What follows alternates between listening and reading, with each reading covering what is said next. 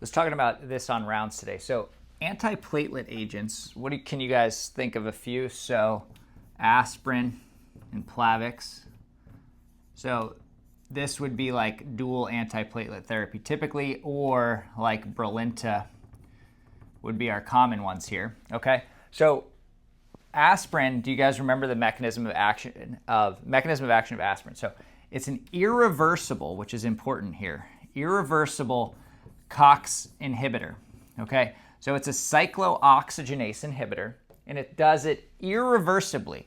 So what is the half-life of a platelet? So platelets stick around for 7 days. Okay, so if you're irreversibly inhibiting the platelet function, that means it's going to take 7 days for your body, your bone marrow, to generate new platelets, and they're irreversibly inhibited, okay? So we talk about this all the time about reversing either anticoagulation, totally different, or antiplatelet agents. So one of the things we give here is DDAVP, and that's going to increase the von Willebrand factor on the platelets themselves to make them work better. And the way we determine platelet function is, well, one, we look at their platelet count. We want to make sure they're not thrombocytopenic. But then we can get a PFA, or a platelet function assay.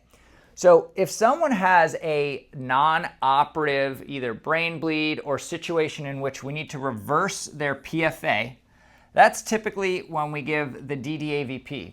But again, in my mind, if you want to truly reverse somebody on antiplatelet therapy, what would you have to do?